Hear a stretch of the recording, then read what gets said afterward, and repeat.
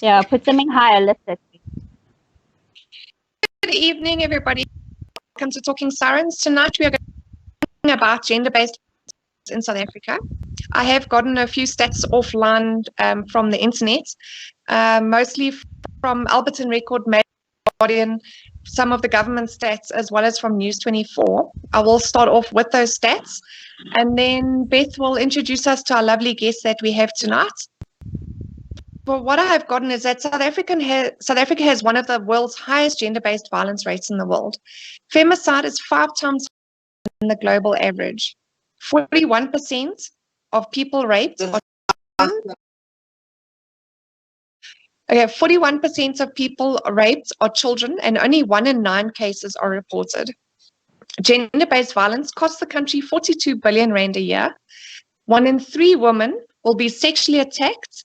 2 in 5 are beaten by their partners. Half will be sexually harassed at work. 1 in 15 are murdered by their partners. And 2 in 5 men will physically abuse their partners. Using the 2016 to 2017 South African Police Service statistics, in which 80% of the reported sexual offences were rape, together with statistics, South Africa's estimates that 68.5% of the sexual offence victims were women. We obtain a crude estimate of the number of women raped per 100,000 is 138. For this reason, some have labelled South Africa as a rape capital of the world. Now, down to stats during lockdown, Precious Robinson, chairperson of the S.O.U.L, a coalition of 33 non-governmental organizations which is supporting the Department of Health with its coronavirus response, says, the national government's gender-based violence and femicide command center, which runs a toll-free 24/7 emergency call center, recorded that more than 120,000 victims rang the national helpline for abused women and children in the first 3 weeks of lockdown, double the volume of calls. 148 suspects have been charged in with these complaints. Thank you for joining us this evening, Mara and Karmilla. Please, Mara, would you like to start introducing yourselves? You're from the TEARS Foundation. Would you like to let us know what it is that you do? Yes, hello everybody.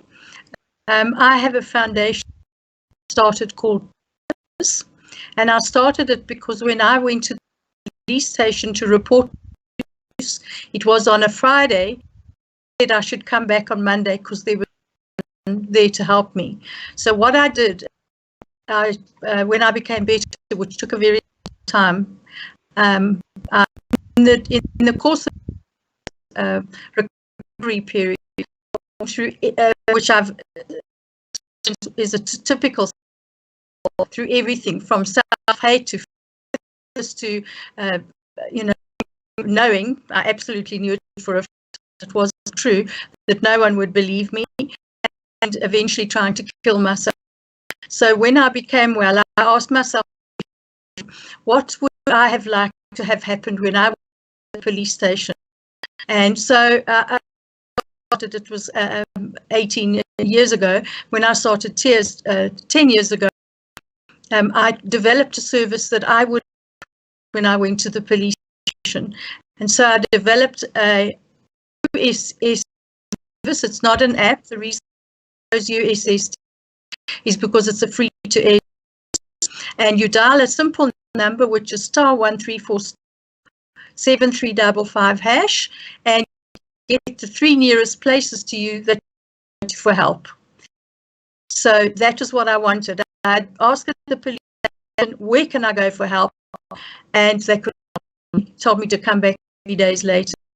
And 2 years ago, I linked a program called Namola, M-O-L-A, which is an app that calls the police service. So on my app, on your phone, when you dial *17355#, you can select your nearest counseling centre, or do you need emergency help?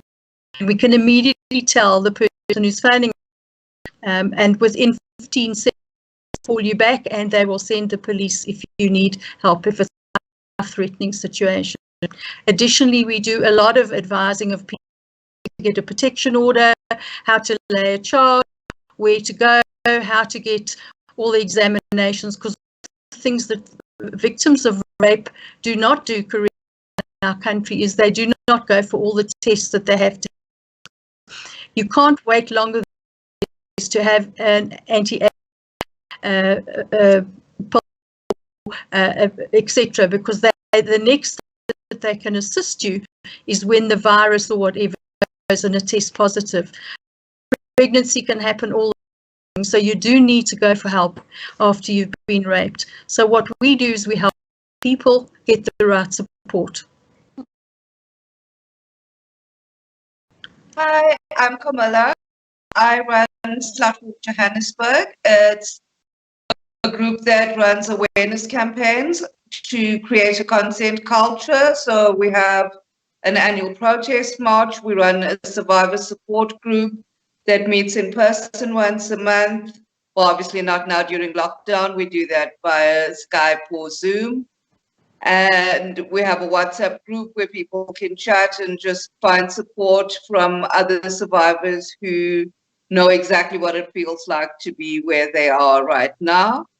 And we also run a care kits collection drive where we collect toiletries and handbags and put together everything that a person needs to walk out of a crisis center or a hospital just feeling slightly more human again.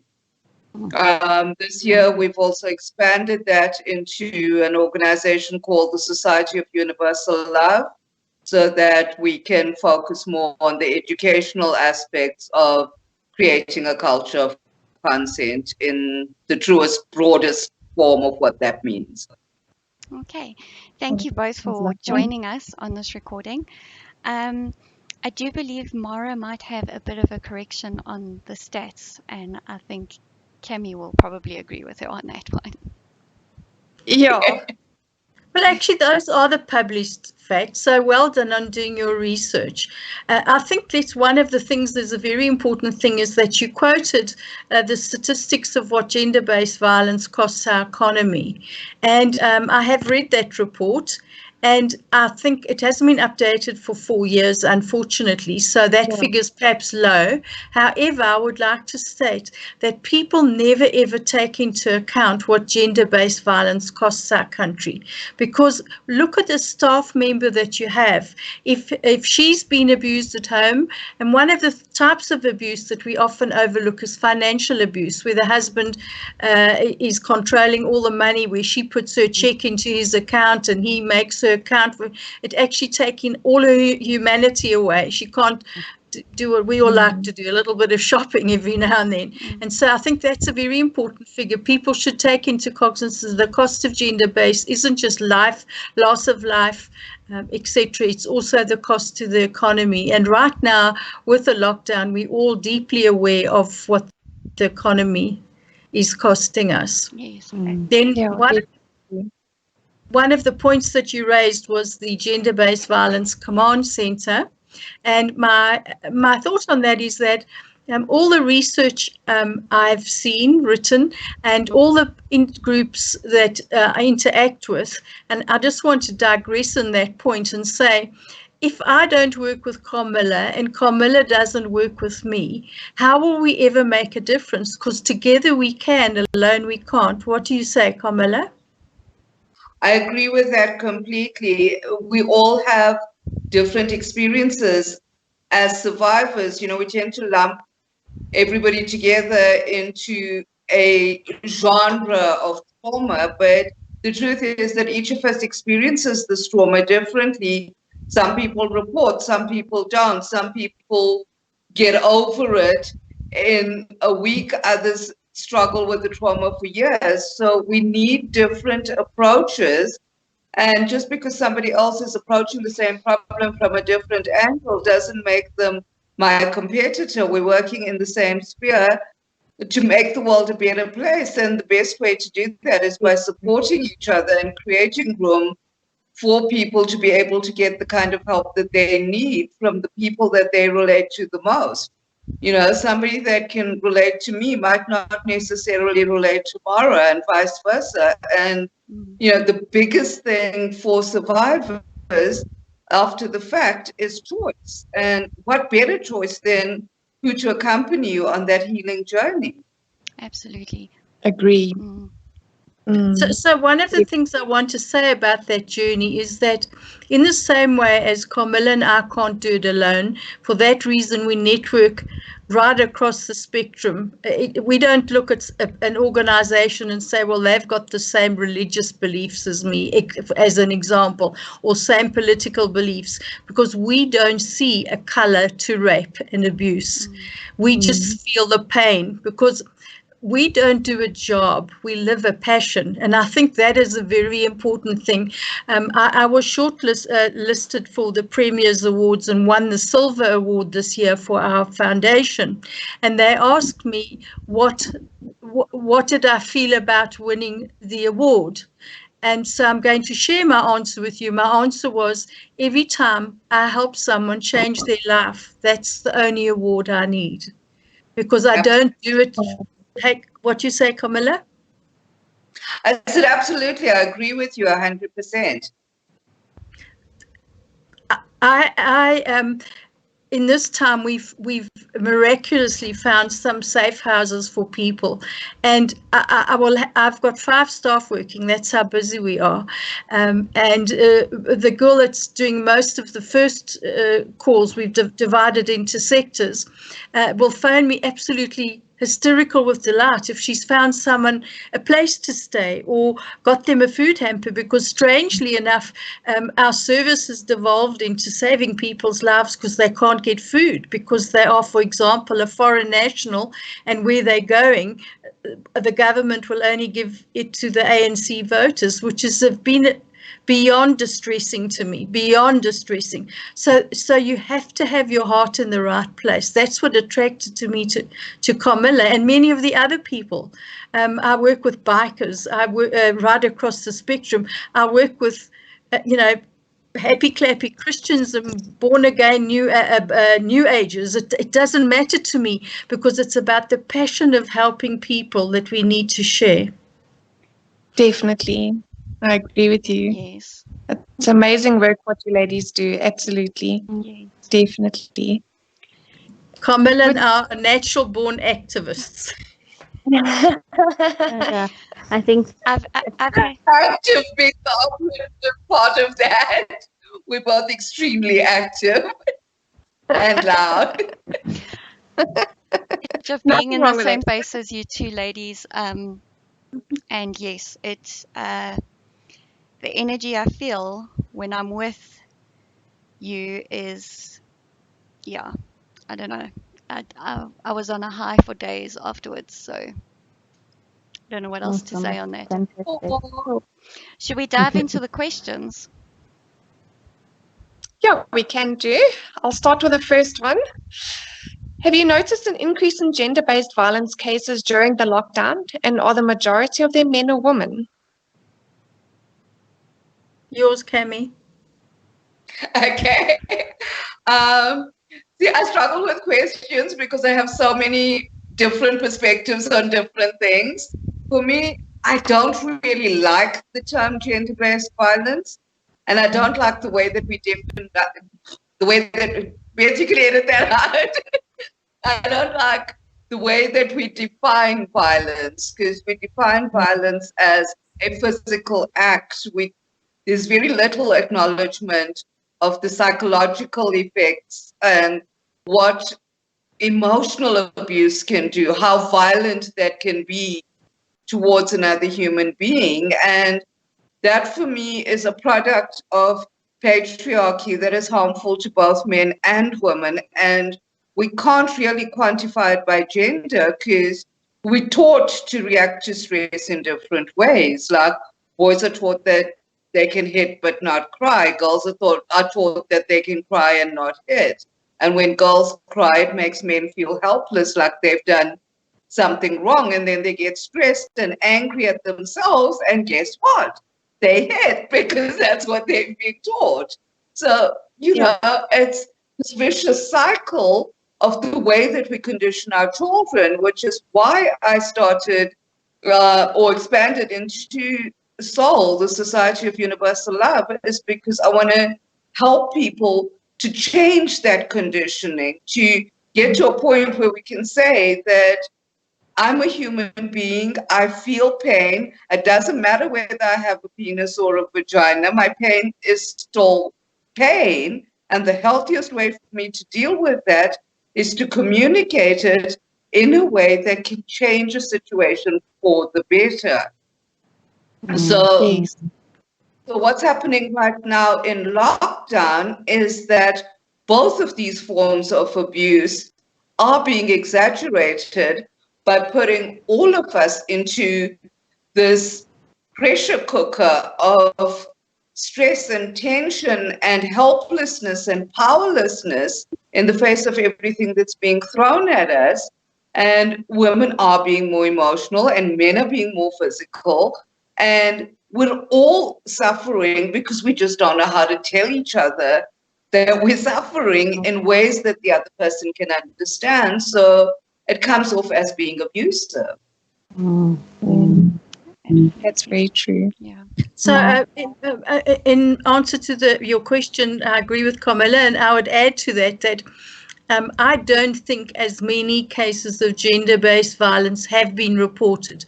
I'm not saying haven't taken place. I'm saying have been reported. The kinds of cases we've had reported would be child abuse, a lot of it. We've had neighbours phoning and complaining, numerous neighbours, that they're hearing abuse in the next flat and what should they do? And unfortunately, as a victim of IPV or whatever is it called, interpersonal violence, where my husband abused me very badly. I know when the police come, you are too scared to say something.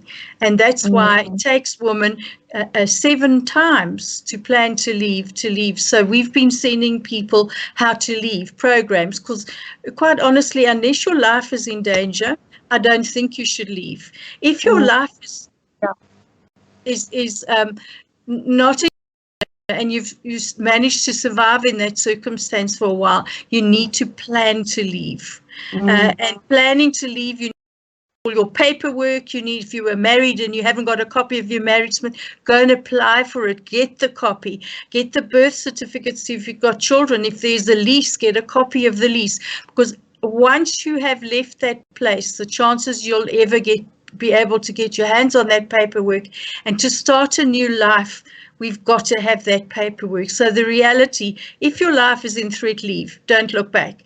But if you can stay longer, prepare.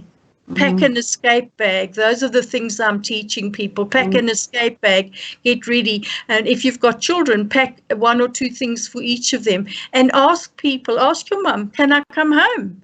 And if you have to get a job and you can't do anything because you got married at 18, which happened often. And certain communities are more that, yes, take typing, there are courses on the internet, learn to type, give yourself some kind of a skill, because honestly, if you have 3 children that you're looking after and no skills, you are going to be in trouble. So those are the kind of things that are happening. And in addition, I'm getting lots of calls from young people. Probably the biggest thing when I do my statistics is that people have childhood memories or memories of times in their life when they were abused or raped, and dealing with that post-traumatic stress is very, very hard. So I have a system where we contain the calls and we are linking them up to online counselling, because you've got one section of counselling is not enough. You need to build up a relationship with a person of trust, and you need to be speaking to that person on a regular basis, so you don't have to start from zero every time. You're confident with them. And by way of example, Karmilla and I know one another well. Even if I said something that she disagreed with, we wouldn't fall out over it. So you need to have that relationship with your counsellor. And so I think we've seen right across the spectrum of teenage boys being confrontational with their male parental figure, be it their father, their older brother, or their stepfather. And that is not something we learn to cope with, because Karmilla made the point that the circumstances put upon all of us situations that we cannot cope with. None of our lives have prepared us to cope with one person day in and day out. So I think it's been really taxing on people's spirits. I'm sure. Yeah, I find Definitely. I'm getting a little bit annoyed with people that are saying, well, if your marriage or your relationship breaks down because of lockdown, it maybe wasn't so good after all. This just isn't a natural situation. You know, No. we're meant to have, like, if you're used to working from home and around your partner and seeing to the children at the same time, it's one thing. But if you're not used to that, if you're used to having both of you leave the house to go to work and the children go to school, or one of you stays home and looks after the children and homeschools them, whilst the other leaves the house, it's been a difficult transition period for a lot of people, and only the people that Yes. really know how to communicate with each other are actually battling their way through it. And I speak from personal experience in that regard. God, I don't think we're meant to spend 24/7 together. I honestly don't believe we're meant to. What Mara, comes 24/7 with the same individuals continuously for 2 months? That's just not how human nature was designed. No. if I may just say, Mara and guys, I'm so astounded at what you've said here tonight. The fact that you actually teach people to plan. I was in a situation 10, 11 years ago, and I heard it on, it sounds cliche, on Dr. Phil, but he said, plan. You have to plan. And I got my mom to I had to confide in her, which was a huge step, because we had to keep a secret. We had to keep things like as normal, that nothing's changed, nothing's going on. And she had to get a protection order. And I had to basically wait for him to get a job, get the ball rolling, get all my ducks in a row, and then plan the exit. And when I went and dropped off his bag of goods and said, okay, now you're not coming home after you work today, if there weren't people around, he would have killed me stone dead. So you have to plan these things. And I think it's so important to give people the skill, because in a situation of abuse, you're so alone. You feel so alone. You can't believe that you could actually be paralyzed from feeling so alone. Absolutely. Because that's one of the Unfathomable. first red flags in an abusive situation, is that it's a tactic of the abuser to isolate you so that they can have more power over you. And it's a gradual process. You know, everybody takes it seriously at the point where he's giving you a black eye, but nobody talks to you about the warning signs that come before that, the emotional abuse, the verbal abuse, that gradual grooming to the point where you do feel helpless, where you do feel like you can't live without him, where you become so dependent that the thought of leaving him terrifies you. Yeah, because it's you from family and friends. Exactly. That's how they start. Yeah. Thank you for sharing that. Those are hard things. I found that the first time I came out, it took me 8 years to actually speak publicly, and I was terrified. I was terrified at the consequences, that someone that knows me will see it and think less of me. When I think of it now, gosh, I talk on every platform and it's not a problem, but we see being in an abusive situation as our fault. But in fact, it is the abuser's fault, and that's a very important thing to remember. And they do break you down and lose you. So I had to learn to drive again, and I'm an overconfident person, because somehow with that drip system, they just break you down and you lose it. So well done for speaking out. That was jolly hard. Thank you. And well done for being, I mean, like 10 years ago, there wasn't this much talk about it. There wasn't as much support for being able to make a decision like that. So to have been able to leave that effectively is amazing. I'm just so impressed by the presence of mind that you had in that situation and the ability to plan, because the psychological abuse that goes with getting to the point where you can say, if there weren't other people around, he would kill me. The level of abuse that you must have endured before getting to that point, and to still find the courage to be able to walk away from that, is mind-boggling. You did so well. That is so impressive. It really is. Thank you. And I think, ironically, Mara, you were saying, sorry, I'm taking over a little bit here, but you were saying about PTSD. And an incident did occur the other day where I got a bit of a fright with something, and it brought it all back. It actually brought it all back. It was quite debilitating. And 11 years, 10 years, 11 years, not sure quite exactly on the time frame, but traumatic stress, right? It's just mind-boggling. And I think the women of South Africa are so powerful. You know, we are so powerful. I mean, I think most of our Black community, the horrendous abuse that most of us don't even have a fathom about, not a clue. And they walk in to their jobs and they're being, and they're smiling and they're laughing, and it's absolutely mind-boggling. And I think the women of South Africa are so strong, and we've got to cheer them on, and we've got to say there's hope too, you know.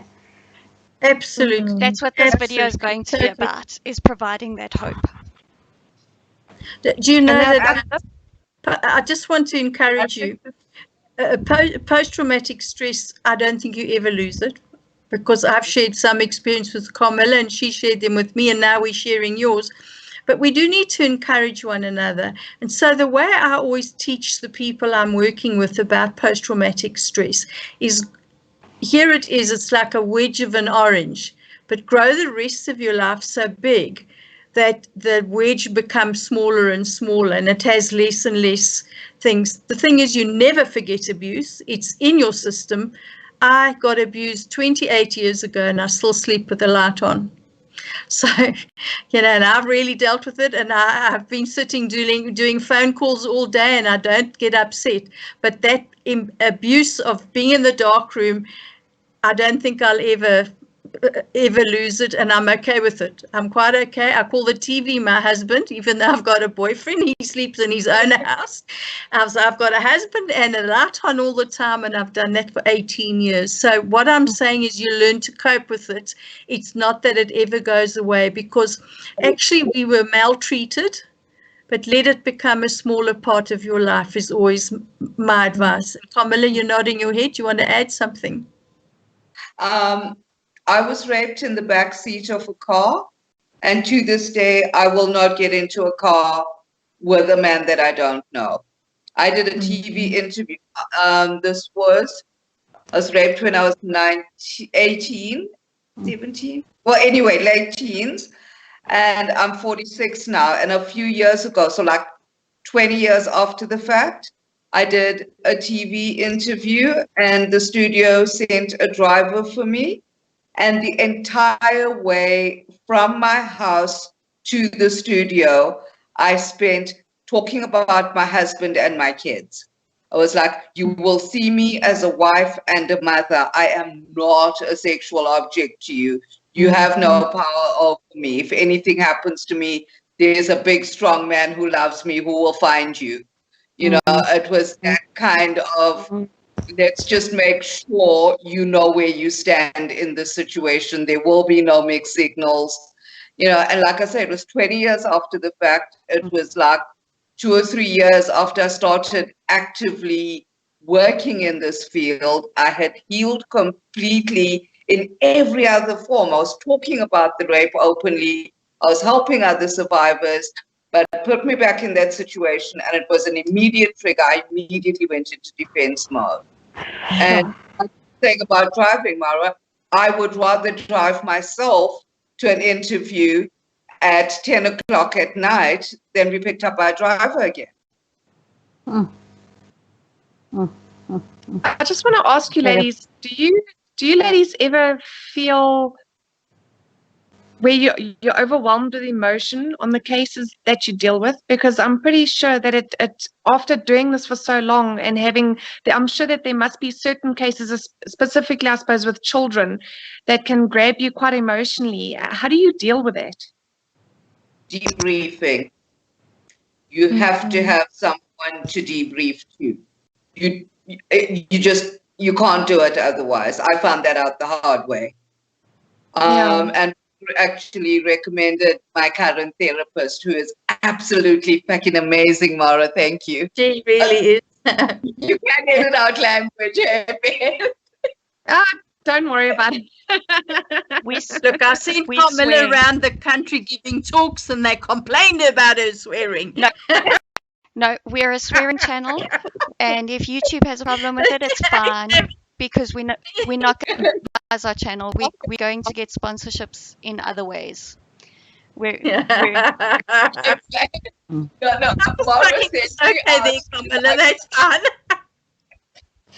Mara sent me out to Anglo-American mines and places like that, where there's serious old boys club, and here was this little Indian girl using language like this. Her feedback forms, that was the complaint she got with. My language was just not acceptable. Shame. She didn't complain about the gay girl I sent you with. Wasn't that funny? Oh, beautiful. Because we would get up there in front of this bunch of very conservative Afrikaans men and go, well, virginity is overrated.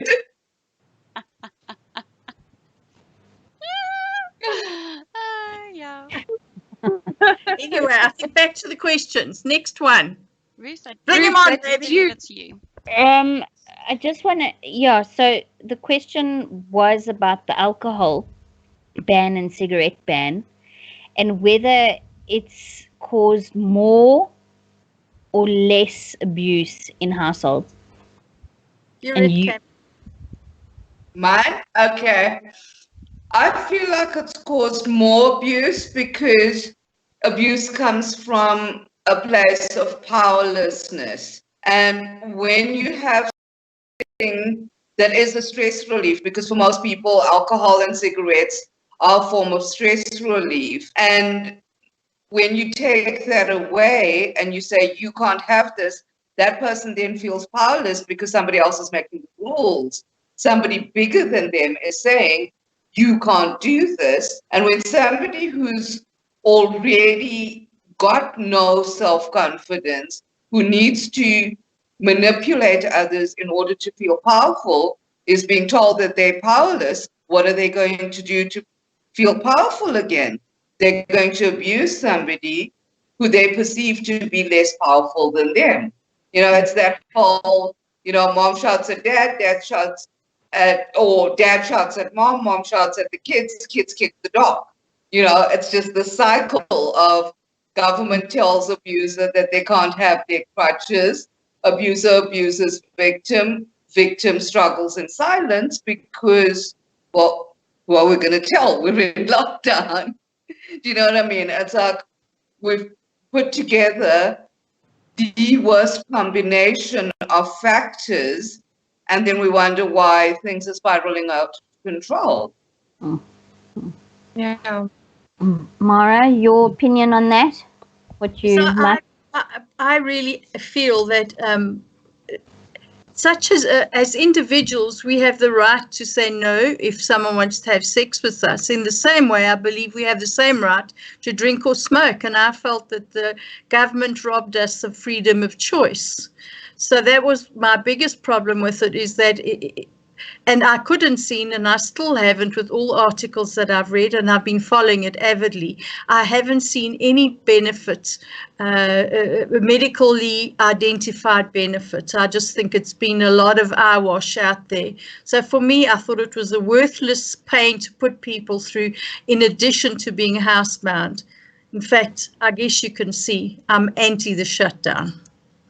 So I just thought I'd throw that in for the listeners, because I'm anti a lot of things. I'm a national activist. I'm anti people having their power taken away generally. Exactly. Yeah, definitely. Or their power of choice, you know. Yes. Exactly. We all competent individuals, and to now be clutched into one little bag saying you may not do this or you may not do that is just absolutely ridiculous. Hey, Laura? It's like we're being treated like kindergarten children. Like we don't have our own rights to make decisions for ourselves. Because, I mean, as adults, we know what's good for us and what's not. So surely give us the option to decide. You know, we're not We know children. it's not good for us, we still get to choose it. Exactly. Exactly. Like Well, if they've I made wanted us to into put my lungs criminals or my now. liver, say my lungs and my liver. Yeah, No, I have to agree. say I'm not too thrilled with the lockdown either. I was in, What lockdown? well, yeah, exactly. I went and opened a business as an essential services worker, and yeah, I'm providing. Did you? Well, can you tell us about it? You can edit it out. Tell us. So what I As far as I'm concerned, every single business is essential. If that business is putting food on your table and feeding your children, that business is essential. So who's the government to turn around and say, oh, your business is not essential? My business puts food on my table. It is an essential business. I'm sorry. That's the way that I see it. I've bought from two people that have started essential services in this lockdown, and I so admire them. That's why I bought. They've delivered the stuff. The one is a girl who used to, I always find it difficult to thank people for something they've done for me, and we have a free office. So every year they make me gingerbread houses. And she has a company called the Gingerbread Man. And she sent me an email saying, I have to survive, I'm doing meals. So I ordered some meals from her and she delivered them to me. I don't even know what they taste like. I put them into the freezer, but I was going to help someone who made it. And then someone else phoned me and said, I'm doing sprouts. Delicious. So I ordered some from her because I think that's what we have to do, is help the small businesses. Very important. Yeah. I'd love to be able to send you those names and you can put them up. They're even people you might be interested in interviewing, simply because I think if we as women don't hang together and support one, it's a lot harder if you're not working on the old girls black network. If you're working on the coloured Indian and white network, it's a lot harder to start. Colour plays a huge role. And the funny part is, for both Karmilla and I can't speak for her, but we don't never see a person's colour. They can come any shape, size, religion, whatever. We just see the pain of their rape. But unfortunately, it's not like that with government organisations. They see other things. So that's why I'm making that comment, rather than that we see it. Comes of finding. Because I've had the same problem, because I was saying we started the Society of Universal Love, and what we did was we actually sold our business in August, September last year, and we put all of that into the NPO so that we could build this into a center where people can come to for help. And, you know, so we rented a different property from the one that we own, and we've set up a beautiful educational space, a lovely space for workshops. We ran a free women's empowerment workshop on the 14th of March. and on the 21st, lockdown happened. So, but before we could get to running paid workshops to fund the free workshops, it was all gone. And we literally lived off of our savings for the last 3 months. And now there's nothing left. And, we started this in order to change the world. We've put everything we are and everything we've owned into creating consent culture, into changing the way we educate families and children and everything. And now we don't even know where rent's going to come from at the end of the month. Well, that's the biggest stress, because this lockdown hours retrenched. So now I'm sitting in that situation where, fortunately, I've got 2 men who help support my household, but it still doesn't help for everything, unfortunately. So it puts a big burden and big anxiety and stress on people. And I definitely think that doesn't help the whole violence story in the household. No, it doesn't. And I can feel myself, I feel myself snapping every now and then. And I recognize what I'm doing, but, after the fact, it's too late. I think earlier we brought up when we were introduced prior to this recording about men and how much mental illness they suffer from, and trauma that they've been through as children as well, and how it sort of filters through. Mara, I don't know if you want to comment on that. Sorry, Laura. I just wanted to bring up that men are also abused. It's not only about women. It's about we all a string. We all a unity. We all beings, all people, men, women, different races, different denominations, etc. Well, it's a problem worldwide, and in fact, there isn't a proper facility for men who've been abused in this country. There are organizations that I work with, like the one run by Reese Mann, but you can literally, and without exaggeration, I'm saying you can count them on one hand. That's all the organizations there are to help men, and there's a huge need for that in this country. If I had the money, I would start a separate string for abuse, because if you've been abused, you don't know who to phone or where to go, and the counsellors that help men are too few and far between. And men go from young boys to people suffering from sexual violence, abused in a school or somewhere when they were young, and it's coming out now when they're 60, because post-traumatic stress just takes the right trigger for you to suddenly be in that place of fear or not coping and whatever. So it's not defined by time or age or sex. So I do think as much as they might manifest their problems in anger, whereas we would cry, we still all suffer the same problems. And we're not taught to be compassionate to men. We see it as weakness, and that is also something that we need to change with the next generation, because a man who was abused as a little boy is still a man. And this is the other thing, though, is that men require a different kind of support, because the kind of victim blaming in male cases is different from the kind of victim blaming in women's cases.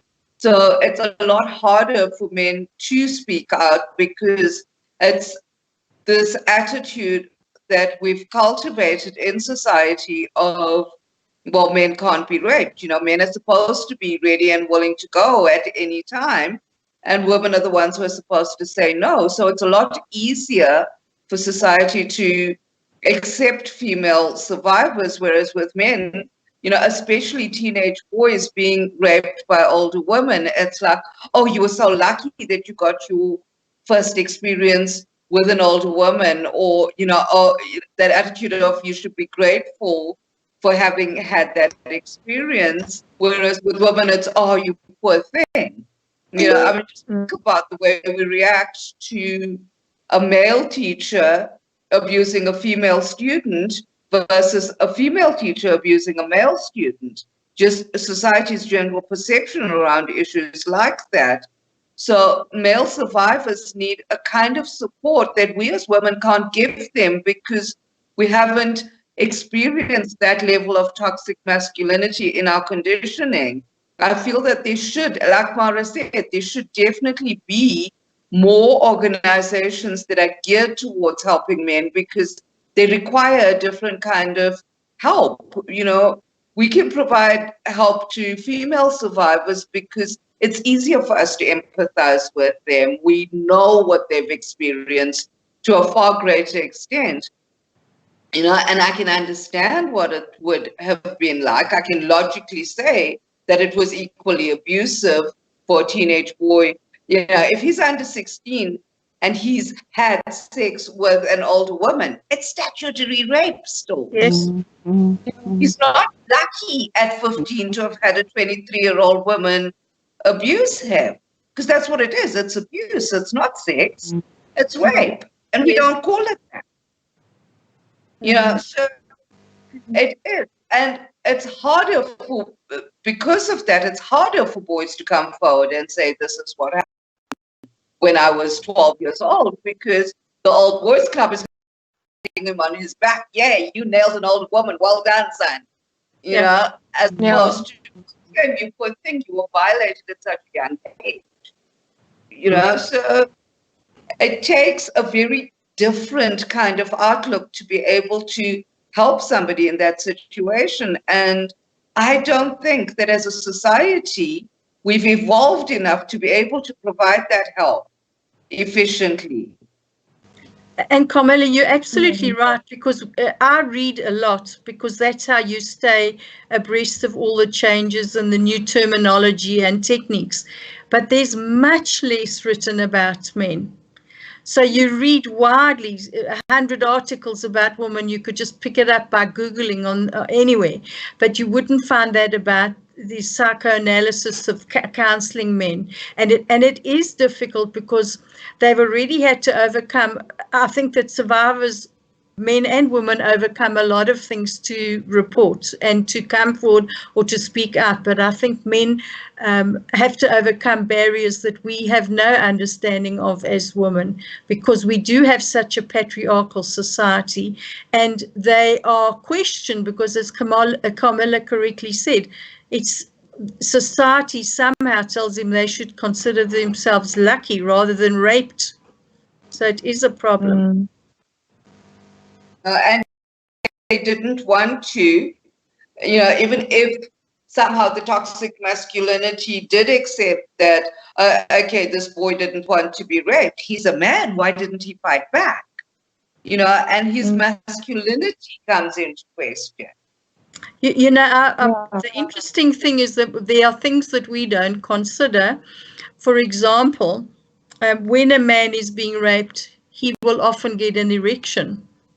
So not only does he suffer from the trauma of having been raped, but he suffers the anguish of why did he get aroused. Meanwhile, it's got nothing to do with him enjoying it or his body. It's got to do with just a natural reaction, and he can't control it. So they hate themselves for getting aroused. And I really don't know enough to counsel them. I'm only mentioning because I had it as a problem. And so I had to try and look up as much as I could. But we really need special places for men to go to. So thank you for asking that question, because it's one that's deeply disconcerting. And this is also one of the reasons why I knew that you two would be the correct guests to bring onto this show. Because I know that you do not think that this is only a woman's problem. And I hang out in a lot of male-dominated spaces, and I always get a lot of questions of, what about men? What about violence against men? What about sexual abuse against men? And quite honestly, I don't know what to say to those men, because we do not have the infrastructure in place yet. And I know that there is passion there, and I know that there are people there that are working within these spaces, but they're not being given enough of a voice yet. And I just wanted the men that might watch this video to know that, yes, we are also on your side. We don't think that this is only a woman's problem. It's just that a lot of us are quite stumped. And, you know, who knows? Maybe this video will spark something somewhere. And that's why we're also doing this. So... wish they would, because there's a great need, but what you need is someone with passion. Because when I look at the I'm going to call them girls, the girls that I work with, the young girls like Karmilla, but the woman in my field, yeah, hello girl, the girl that I work with, they are self-driven. They have an absolute passion for helping one another. And yes, there are one or two organization, but nobody. So when you say you wish someone would take us as a challenge, it's much, much needed, because there are so many groups of men where it's hidden. For example, the army. I mean, it's a huge thing in the army, and if you look, America has had some articles about it, but it's any sort of male-dominated situation that's in a hostile type situation, like the police or whatever. The abuse is rampant amongst men and women, and often it's just the woman step forward. But the consequences is, in those circumstances, I have a lady here in Johannesburg who reported her rape, and she was in the army, and eventually she was forced to leave. They did go to court, they were found guilty, but she lost everything. And so any of those structured organizations where men speak out because the support systems aren't there for them, they will lose their careers. And then so we do need a champion for male sexual abuse, not just rape. Yeah, we do. And that's why our tagline for Slutwalk Johannesburg is nobody deserves to be raped. It's gender neutral. Yes. Yes. And yet I must say, I am a women's rape organization, but I will help anybody because I'm anti-rape. But my skill and my staff are all geared towards helping. But then often I get emails, do you help me? And yes, I will refer you, of course. So I just wanted to crack, because what we do is very specialized. And for me, the important thing is changing the way that we raise the next generation. And that's the field where I feel we're lacking at the moment as parents, because what we need to be doing, because I look at, Beth, you run a lot of the homeschooling groups that I'm on, and this whole ridiculous reaction to including sex education into the curriculum. Yes, the way they're doing it is totally arse about face. But the point is that we do need to have these conversations with our children, because consent doesn't start at puberty. You know, consent is not a sexual. It's about respect for another human being. It starts when they're like 3 years old and they say, don't brush my hair. It starts when they're a year old and they say, I don't want to wear a jersey because I'm not cold. It's their body. They will put on a jersey when they're cold. It's got nothing to do with sexuality. It's about allowing them to own their bodies. And that's where we need to start this conversation. You know, my son's now 10 years old. From the time he was like 4, he knew that he wasn't allowed to go into his sister's room without knocking. You know, that's where it starts from. It starts from recognizing that each person deserves respect. And that falls into a culture of consent when they understand their body autonomy, that everybody has a right to body autonomy, not just them. Yeah. We ask permission to be in other people's spaces. Yes. But I think on top of that, it's also about building a circle of trust with your children. I mean, to me, there's nothing worse with the thought of that one of my kids could be getting sexually abused, but they're too scared to come and talk to me about it. You know, like I have constant talks with my children saying to me, you know what, your body is yours. Nobody is allowed to touch your body, you know, and don't let somebody come and tell you, oh, if you tell your mother, I'm going to kill her and the rest of the family, you know, explain to your child that if you speak to me about it, I mean, you know, parents need to be open with their children and say, you know, if you come and speak to me about it in a closed space, come to me, say to me, mommy, daddy, I need to talk. Go to a closed room and you go talk and you talk with that child and you be open with your children and have that space where your children can speak to you about anything, where they know that they're not going to get into trouble. It's basically a friendly space, if you want to call it that. I think that is extremely important, because there's far too many where children are getting abused at the age of 8, 9, 12, but they don't go and speak to their parents about it because they're too scared to. I think that's a major thing that parents need to do. Something I want. Sorry, Karmilla. All of these parents who, because of their own issues, can't have a conversation with their children about anything that vaguely resembles anything sexual. Like with me, I wasn't even allowed to watch people kissing on TV. How do I find a frame of reference for sexual abuse if I don't know what it is? You know, it's like, if you don't know that what this person is doing is wrong, then how do you talk to somebody about it? You know, it's just like, oh, okay, well, he's doing this, so, you know, and he's somebody older that I trust, so there can't be anything wrong with it, because nobody told me that touching in that way was something that was wrong, that was a violation of me, because, you know, I go to weddings and I get forced to let the old granny kiss me on the cheek, even though I don't like it. So now, why is this any different? You know, just so many layers of disrespect that we condition our children to accept, that by the time we get to the point where it becomes an actual sexual act of violence, they have no definition for that. They don't know that they're supposed to come have a conversation with you about this, because they don't recognize that their body's being violated as something unacceptable. Yeah, it's true. And if I may just say again, to focus on Mara, you know, we all say stranger danger, you know. I mean, as questioning, how many would you say, a stat, give me out of 10, say, would you say the perpetrator is not actually a stranger, it's someone they know? 8 And out of 10.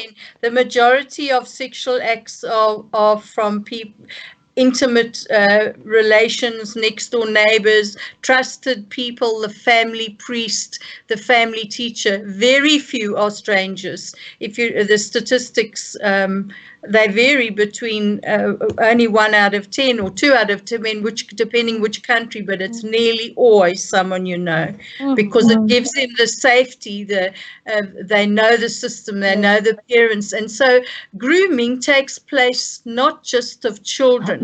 Grooming takes place of parents. I'm the lovely babysitter. I'm the teacher who drops your child at home because I care. Meanwhile, that's just the tip of the iceberg. So unfortunately, don't ever let your kid go with a strange person, man or woman. And listen to your children. If your child says, I'm not comfortable with that person, don't ever question it. Or don't say, force them. She's nice to you, but he's given you so many praises. If your child's having a gut reaction to somebody, there is a reason for it. 100%. Trust them.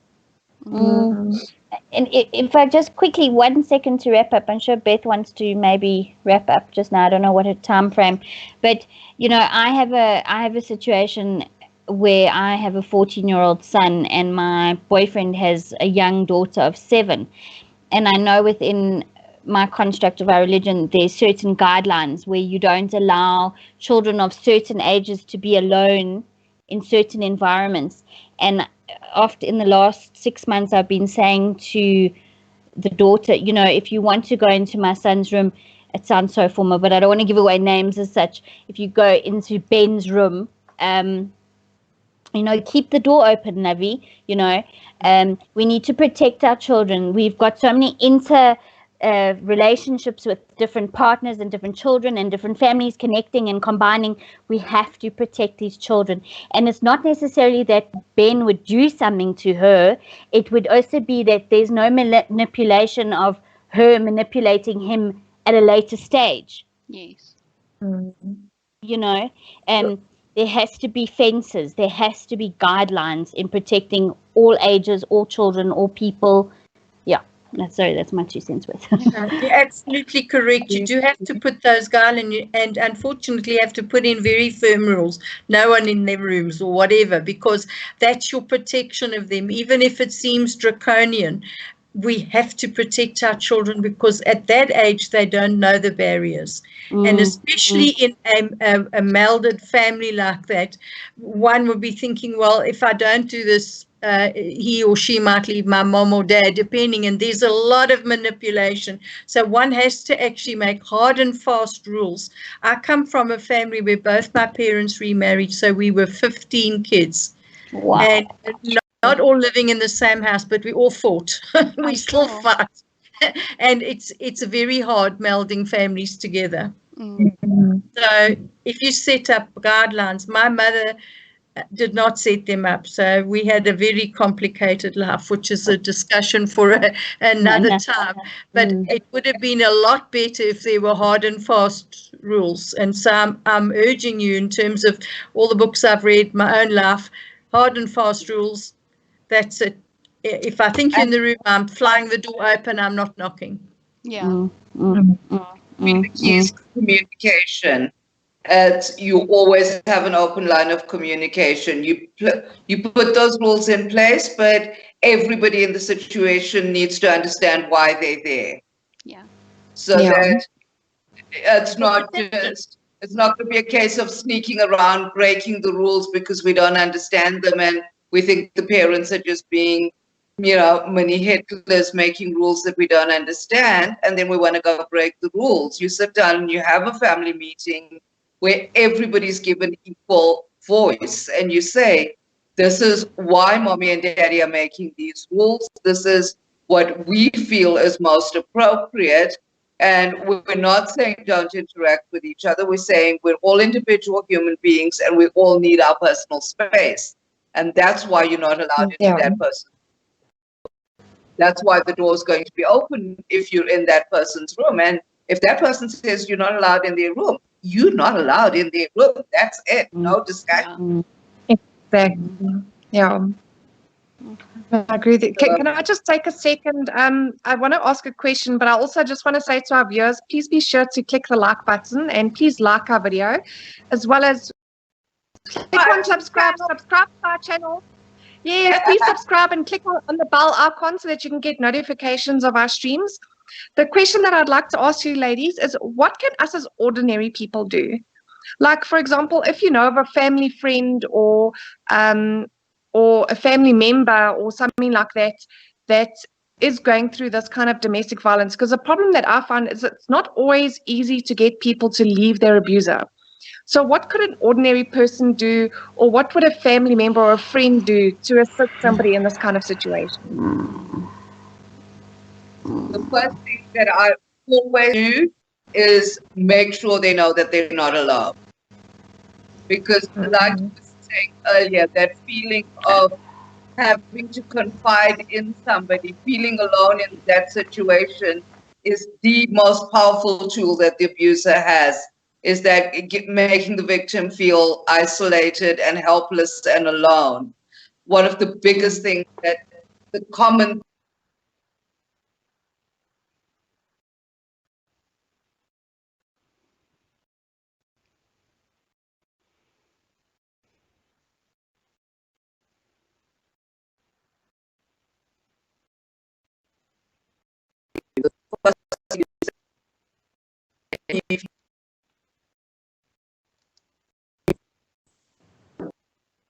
you. I'll along every step of the way. Well, national research has shown, Karmilla is quite right, that the three important things are, first of all, I want to help you. That's more important than things. Second, I want to help you is I believe you. Then, questions you need. So, in a woman in a difficult situation, I mean, it took me to leave. If I nearly lost my life because I was guy, it's not meant now. nearly 20 years, sleep with a light on, you got. But is that I didn't. I had a business. I did business on the stock exchange, extremely successful, a beautiful house. I'm so indoctrinated. Yet I ran a successful business. I was extremely accomplished, but slowly over the years, whittled away my self-confidence. So if someone had said to me then, when I look back with hindsight, if you tell X to leave, he's dead now, fortunately, but to leave, I'll come and live with you for a few months. But it was that absolute fear. So one of the things that I have is that we don't teach our girl children to live on their own. Because if you think of it, most girl children live at home, go to varsity, get married. So when women need to leave, I'd never lived, I'd been on my own. I'd left home when I was 14, but I'd lived with someone, and I went from this place to that place. I always lived with someone. Suddenly here I was a woman thinking of being on my own, and only with hindsight did I realize that was part of the fear. So it is, make a place for them is the besides all the believing them, if you ever want to come and stay for a few days, if you're feeling overwhelmed, start to work up towards it in a way that's supportive. And then in that time, you'll find she will talk to you and she'll tell you, don't wait till I can't walk anymore. I'm bedridden because my legs are so hurt till I confess the bad situation. Oh, why didn't you tell me? So, hello, no one even asked. And because you can't, you're actually immobilized by fear, and you're immobilized by the fact that essentially you have failed. Because when your marriage comes to an end and you're getting divorced, doesn't matter if he deserves it and he's the wrong person. You have failed in something. You stood up in front of people and said, I am marrying this person, I'm going to stay with him. So we also have to teach them to deal with failure. It's not their failure. And so don't take it personally. You failed, the marriage failed because of X, and so we don't give. So my answer is each case is different, but give them support that they can absolutely feel. Come for a few days. I can see you being. You can bring the kids. It doesn't matter. So it's kind of make it easy for them because it seems too hard. But if you give them an easy situation, they spend a weekend with you and discuss everything. So, my husband's going on a hunting trip and I wish you'd just spend a couple of days with me. Let them fill your need, but really those are the kind of things that you have to do. That's a personal opinion. It's not a book textbook answer, but I want to help you is what it's showing. And that's a very thing. And again, choice, allow them to feel powerful. Give them that choice of being helped. Would you like to come spend the weekend with me, or would you like to go out for coffee? Or always start with that, what would you like? Make them realize that they do like things, they can make choices, they are powerful. Just find little ways in which you can reinforce their own personal power. Give them options. Then you can use my method, because I'm called FEC Club Ministries, FKM. So they used to call me that in church. Give that to FKM, because I just tell them like it is. I like that one, Mara. I'm going to use the FKM. See, Mara says it much more than I do. I would have said the whole thing out loud, would not have spoken it. But Karmilla, I just on you, haven't I? I've always told you the truth. You always. I've always told you the truth. Yes.